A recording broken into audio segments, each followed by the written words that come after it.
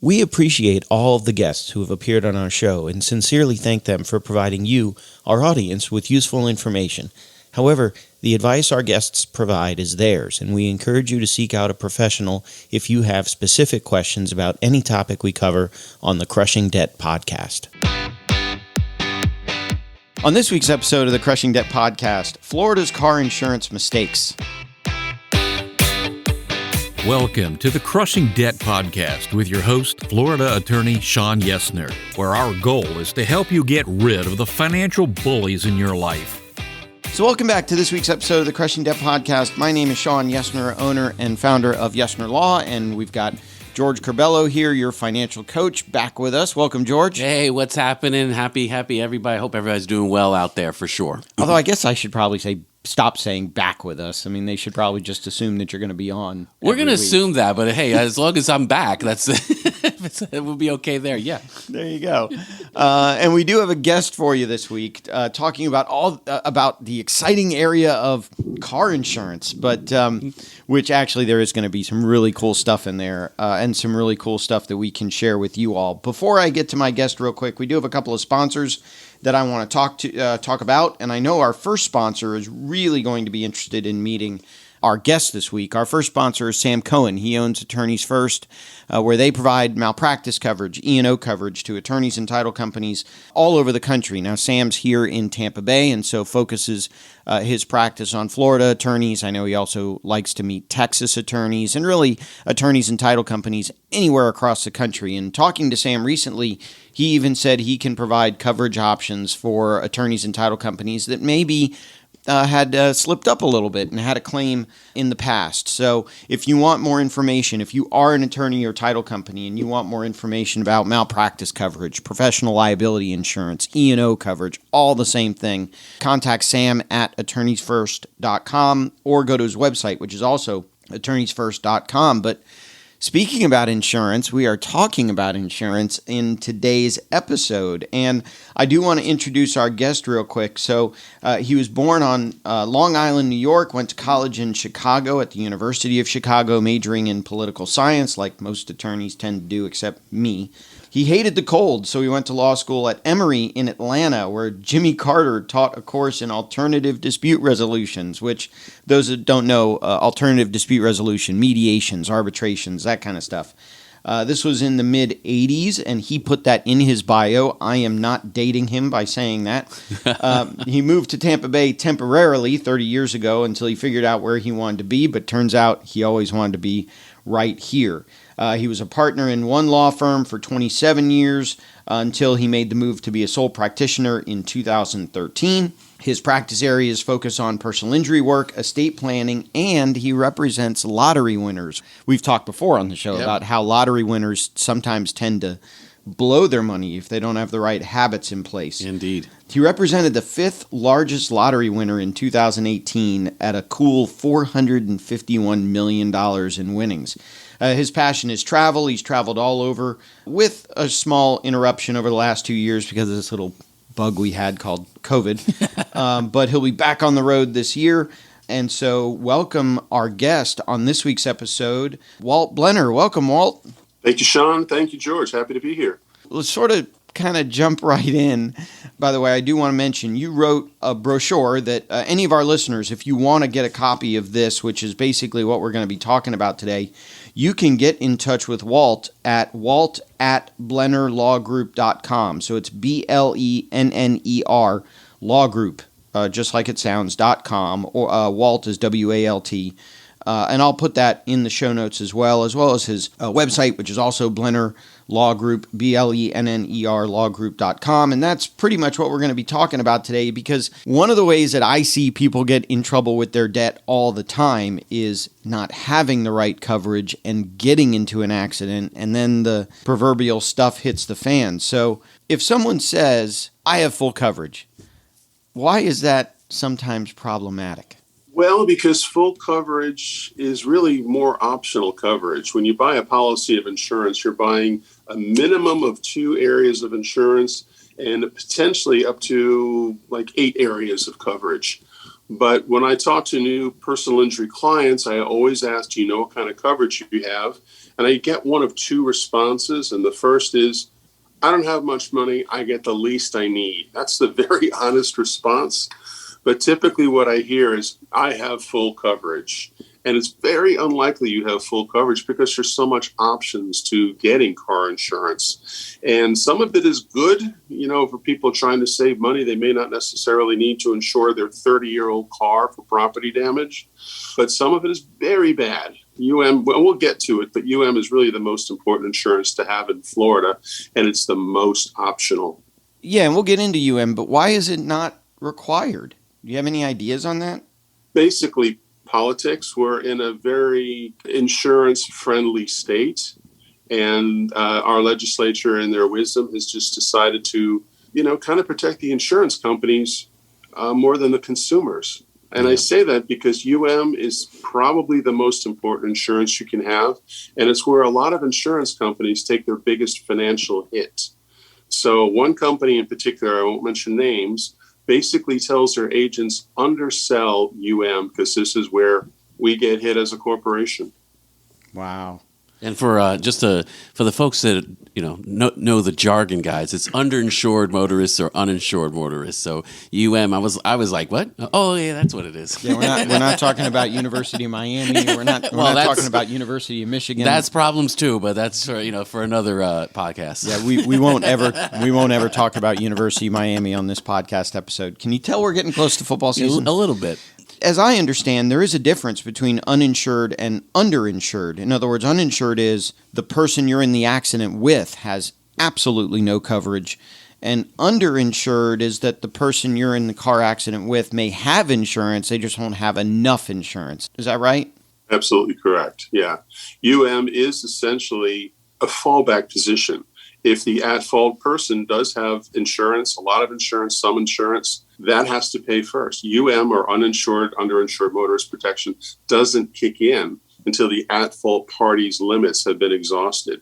And then if you have $100,000 in medical bills, but the at-fault party only had $10,000 of insurance, you get the $10,000, and then you look back towards your own company to compensate you for the differential that the at-fault party didn't have.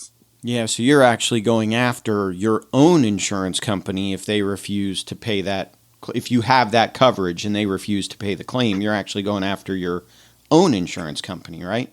Yes. In fact, is the only portion of car insurance that will compensate you for your injuries from your own company. Everything else car insurance does is basically to protect the other guy. Right. Okay. Well, let's jump back up to the required insurance. And it's funny because I lease my car, and so I probably am embarrassed to say this, that I don't know. I know that I have what the lease company requires. Right. And I think I have as well. So I have and I have what the insurance company requires, and that's about it. The stuff that's required, PIP, personal injury protection. Now, there were a lot of changes, I want to say recently being 2, 3, 4 years ago, there were some changes in PIP coverages or what was required in order to trigger the PIP coverage, right? Yeah, it's really quite aggravating for personal injury attorneys and certainly for chiropractors as well, because you're paying for $10,000 of PIP protection. And again, PIP is the true only no-fault insurance. So regardless of who's at fault in a car accident, your bills will be paid, your medical bills will be paid by your company up to $10,000. And then 2 or 3 years ago, the legislature came back and said, well, you know what, we're going to cap your bills at $2,500 unless you have what's called an emergency medical condition. And you must get this emergency medical condition from a doctor of a different discipline than a chiropractor. So it's got to be a DO or an MD or even a dentist, I believe, can give you an EMC. You must get this EMC within about 2 weeks. And an EMC is emergency medical condition, as I said. And once a doctor has said you have an EMC, it's open back up to the full $10,000. But you're paying for $10,000. And the legislature says, no, you can only have $2,500 if you're seeing just a chiropractor. Wow. And I know I guess there is some good to that in terms of trying to eliminate some of these car accident mills that will send people maybe to a chiropractor that's not quite reputable just to churn the $10,000 claim. So I guess there is some good to that. There was some legislative intent to reduce fraud in the system. That's true. It's just a shame because a lot of this fraud only happens in certain pockets of the state of Florida. Right. A lot of the doctors, I believe, in Tampa Bay are ethical and good doctors. Yeah, that's why we don't talk about Miami on this show. Did I say that out loud? Did you say that? Oh, wait, calm down there. Calm down there. But some injuries don't even manifest within that time frame. I mean, it's that whole, you get into a car accident today, your adrenaline's flowing, you may not feel pain for another couple of days. Yep. Correct, yeah. And actually the 2-week thing is if you don't get any treatment within 2 weeks, the insurance company is allowed to presume that you don't have any injuries related to the car accident. So any treatment that comes 2 weeks post-incident may not be covered at all. But if you do go to an emergency room, go to a walk-in clinic, make a phone call to your primary care physician, that is generally considered to be okay as treatment within the first 2 weeks. And then the emergency medical condition designation can come a little bit later. So I guess the lesson there is if you're in a car accident, even if you think you're okay, Go get a checkup. Go get checked out by Yeah. a doctor. Absolutely. Okay. The other type of required insurance is PD, property damage liability insurance. So what is that? That is protection. It's mandatory insurance in the state of Florida, and that is to protect you in case you're in a car accident, you cause the car accident, and the other guy's car is damaged or totaled. The minimum requirement in Florida is $10,000, but if you total somebody's Mercedes, I don't think $10,000 is going to cover it. So it's Might cover the generally a wheel. better idea to the extent you can afford it to get property damage of a higher limits, higher than 10. Well, God, these days, $10,000. Yeah, I was like, what kind of... That doesn't even cover the cost of the gas in the car. Yeah. The gas in the car is sometimes worth $10,000 or more. Yep. And Sean, when you and I had lunch, you brought up the issue of a suspended license, and it's a really good point. Because if you cause an accident and you're underinsured regarding property damage, and the other guy's insurance company totals his car for him, because if you don't have enough insurance, he's going to want his car still totaled if that's the case. Right. And his company may pay off his car, but his company will now come after the debtor, the underinsured person. And if they don't make a deal with the insurance company to pay off that subrogated claim, they can suspend your driver's license. So I know the focus of your show is crushing debt and people who have issues regarding debt and financing and income. But man, to compound a bad situation and not have any insurance can just make the situation so much worse. Yeah, and that is a good point. A handful of my bankruptcy clients are in that scenario. They caused a car accident. Obviously it's called an accident for a reason, so there was nothing intentional there, but caused an accident, couldn't afford to reimburse to subrogate the insurance company, and so now the insurance company is going after them for all the money the insurance company paid out to its insured.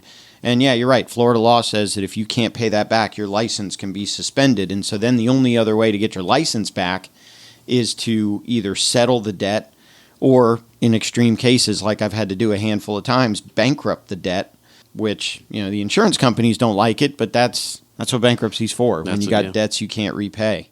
There's a whole bunch of types of other optional insurance. We've already gone over What's bodily injury coverage? Bodily injury is in case you're in an accident and you're at fault and the other driver claims injury.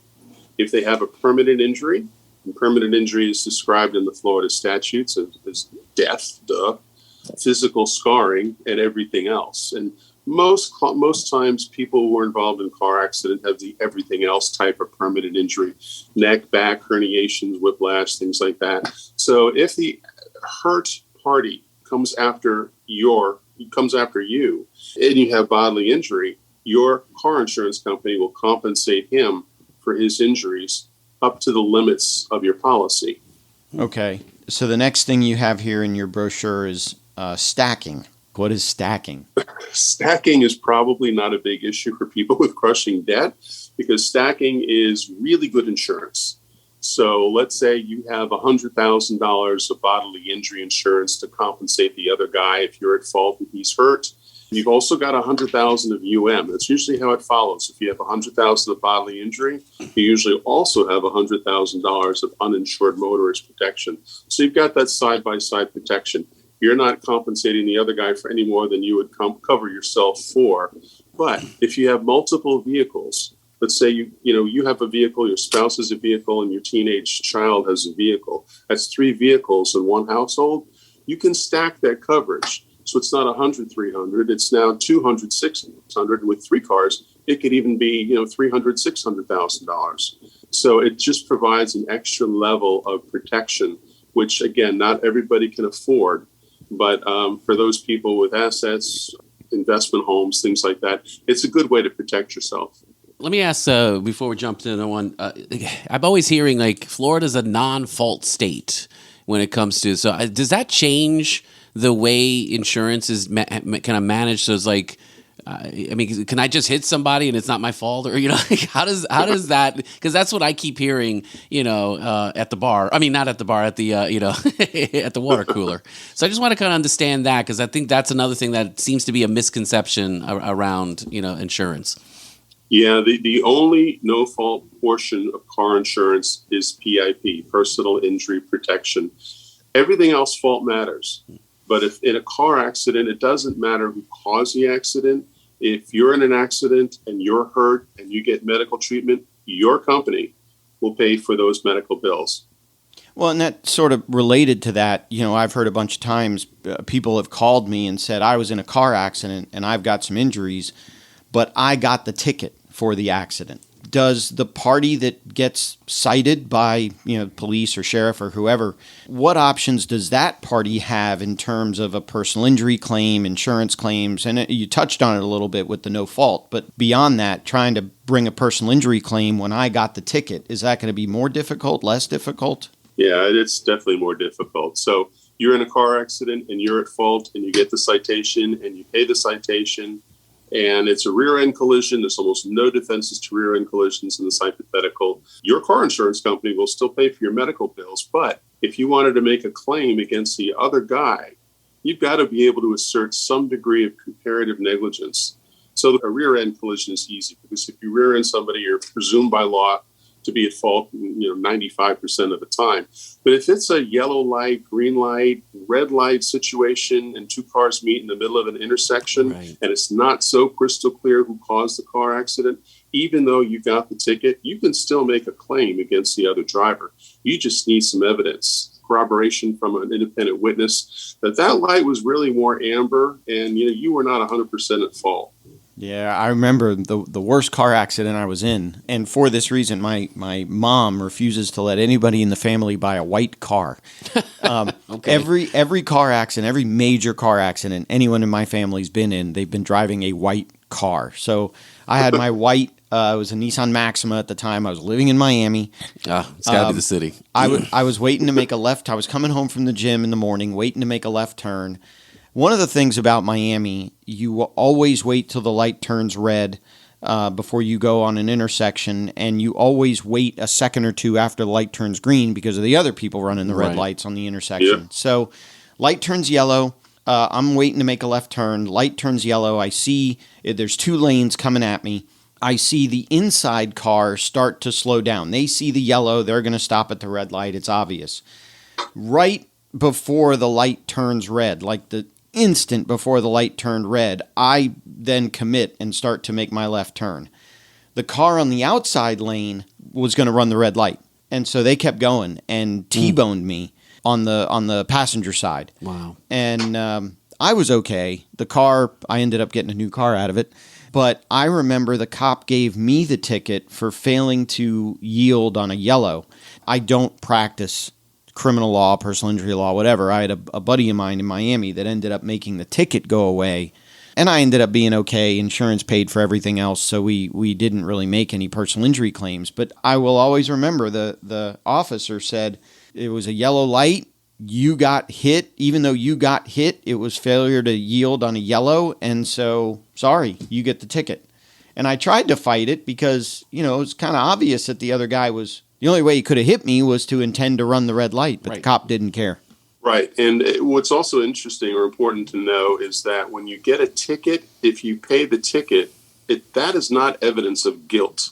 You can't bring results from a criminal trial, and traffic court, believe it or not, is considered criminal, into civil court. So when insurance companies say you got a ticket, you paid the ticket, you're 100% at fault, just absolutely not true. It's unprovable in court. You can't admit that ticket in a civil court of law.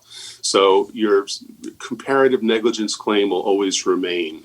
I'm gonna record that little snippet just to let my wife know. And it's like, it wasn't me. It wasn't me. I can prove he was at fault. Getting back to your brochure here, collision damage. First, what is collision damage? But second, how is collision damage different from the required property damage coverage? Yeah, really, really good question. Property damage, which is required, is to cover you in case you're at fault and the other guy's car is damaged or totaled. But collision damage is to protect you. I guess I'd make a caveat to what I said earlier about how or uninsured motorist is the only insurance that your company will compensate you for. Because if you're in a car accident and you have collision damage, your company will compensate you for the damage or the totaling of your car. But for your listeners who may be cash strapped and they are driving a very old car, it probably wouldn't make much sense to pay $800 a year for collision damage for a car that's worth $1,000. So this is optional car insurance, and that's kind of a good thing. However, if you've got a $70,000 Tesla, don't get $10,000 of collision damage. Get $100,000. Or get gap insurance, maybe. Or gap insurance, absolutely. Gap nice insurance segue. is really important for leased cars. Yeah. So what is gap insurance? Yeah, just led right into the next topic. So I know, I'm just testing you. Yeah, gap insurance is when you have a loan on your car. And, as they say, when you drive a new car off a lot, it depreciates like 15% in the first month. So if you've got a big fat car loan and you get into a car accident and that car is totaled, and your loan is now 95% of what it started out to be, but now to total the car out, you're only going to get 75% of its value. That 20%, and that 20% could easily be $10,000, $15,000. So if you get gap insurance, that will cover the gap between what your car loan is and what the insurance company told your car for. Yeah, that's another big reason I get people coming to me to talk about bankruptcy and debt settlement and whatnot is this car got totaled, and so I just let the bank take it back, but now they're coming after me because the value of the car is not enough to pay off the loan and all that kind of stuff. So yeah, gap insurance is important. And then the last one you have here, medical payments coverage. So does the medical payments coverage just cover what's not covered by PIP, or does it cover up to whatever limit you want to buy, or maybe both? Medical payments also very optional, and it's insurance that people who don't have financial issues usually should consider or opt for. But PIP pays for $10,000 of your medical bills up to 80%. So theoretically, you're in a car accident, you're injured, you're treating, your bills are not being paid 100%, they're only being paid 80%. If you opt for medical payments, that will add the extra 20% so that you're not out of pocket anything up to a certain amount. And you could have $2,500 in MedPay, $5,000 in MedPay. So the $10,000 PIP and the $5,000 MedPay would essentially provide $15,000 of doctor bills.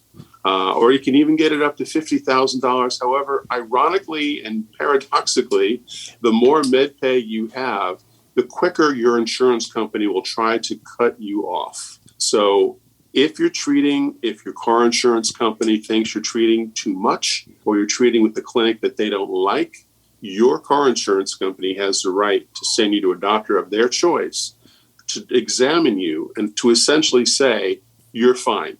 You don't need any more medical or chiropractic care. We're cutting you off. So that's the irony of having medical payments, is the more coverage you have, the more the insurance company stands to pay out, the quicker they're going to be to try to mitigate their losses. I've always said insurance companies don't make money by paying claims. Exactly. That makes sense. They are happy to take your premium. Right. Well, let me. You could tell the lawyers are like on their field day right here because they're going back and forth. So, but I'm gonna bring this back. I'm gonna help bring us back to the budgeting and the debt conversation because. Walt, you had mentioned earlier the money. Money, obviously, there's a reason why, certain people have the coverage that they have. It's, sometimes it's just the money coverage. They don't, they think that's like the cheapest is, this is what I can afford within my budget.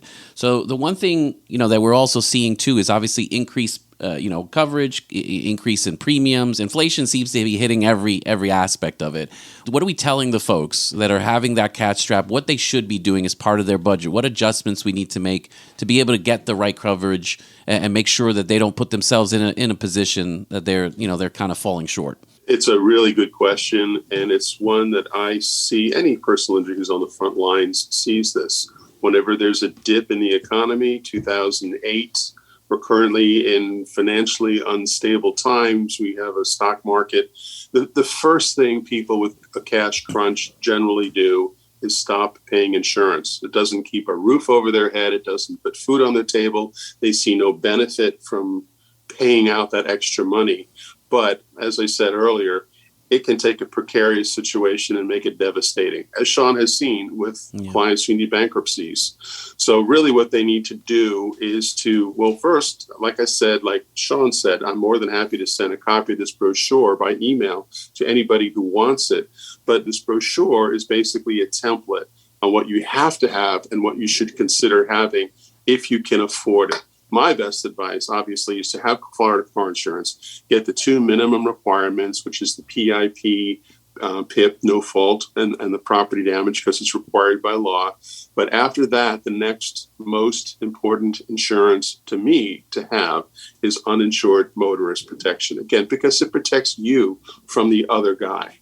Will you review, if someone comes to you and says, here's my declarations page, what do I got? Is that something you would also take a look at? Is that a conversation they should have with their insurance agent, maybe both?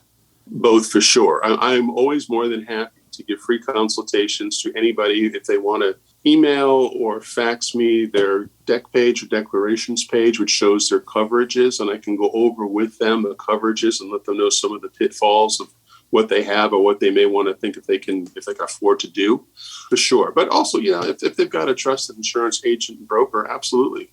Talk to both. Well, thank you. I did want to switch gears a little bit, and I wanted to ask you real quick, because out of your bio, something that was really interesting to me, and I think we talked about it a little bit when we had lunch, but I think the listeners would be interested in hearing it as well.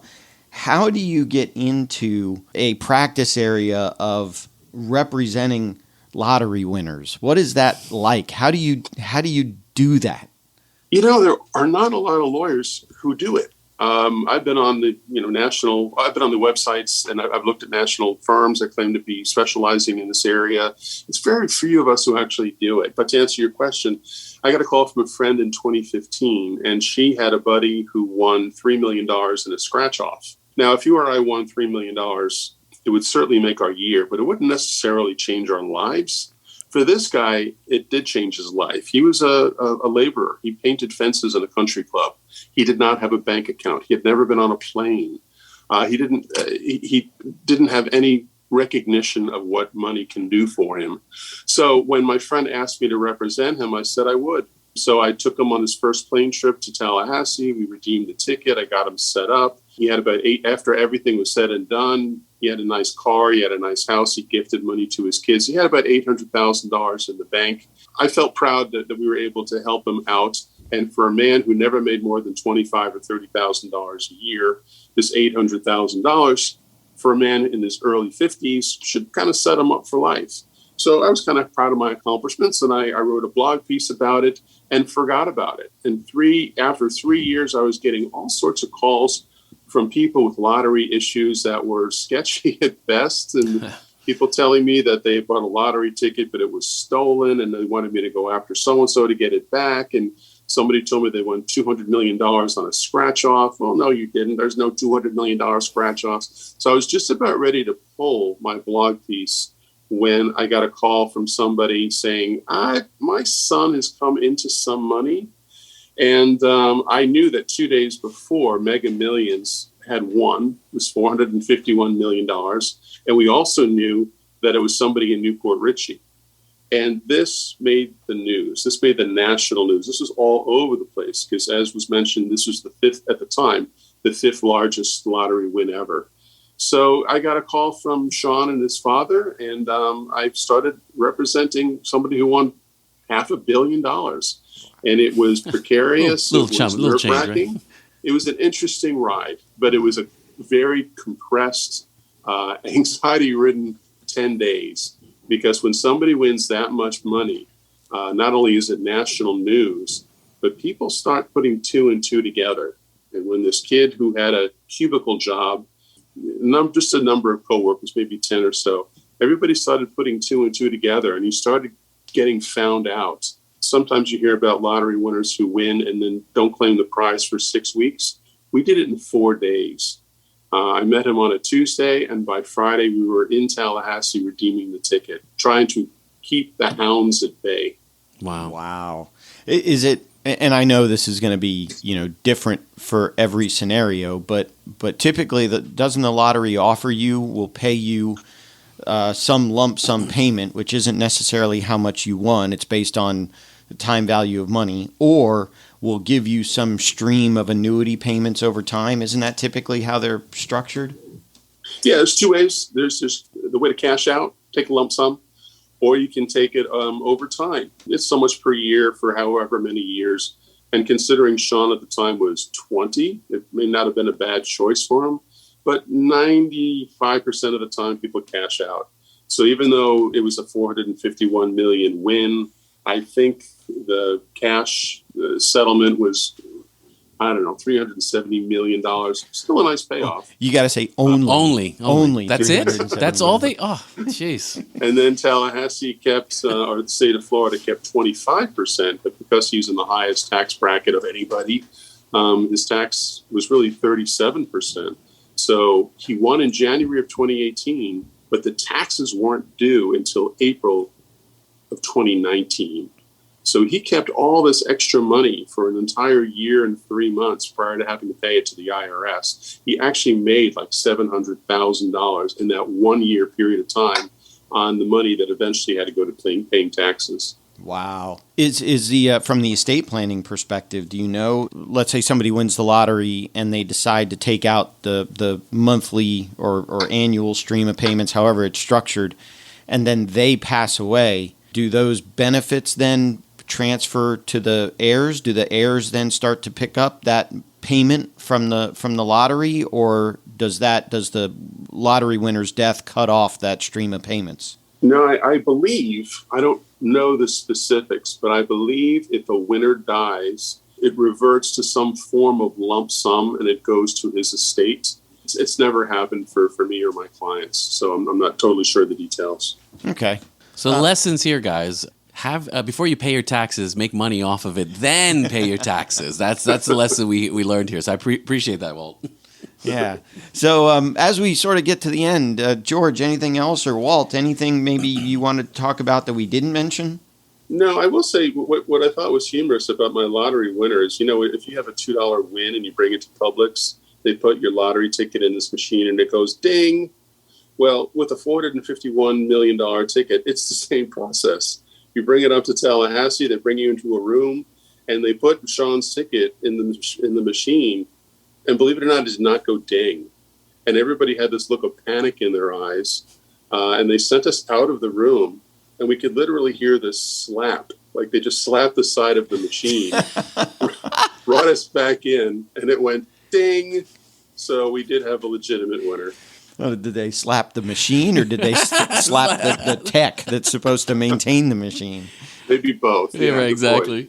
Well, cool. Thank you, Walt. We appreciate you being a guest on this week's episode. Again, if you want to get a hold of Walt, if you want a copy of the brochure, if you want to talk to him about your lottery winnings, if you want to have him review your coverage, your insurance coverage, it's Walt at blennerlawgroup.com, or his website, which is, I know, where he has his blog, which he touched on briefly, but his blog is a lot more substantial than he gives it credit for. But that's also at blennerlawgroup.com.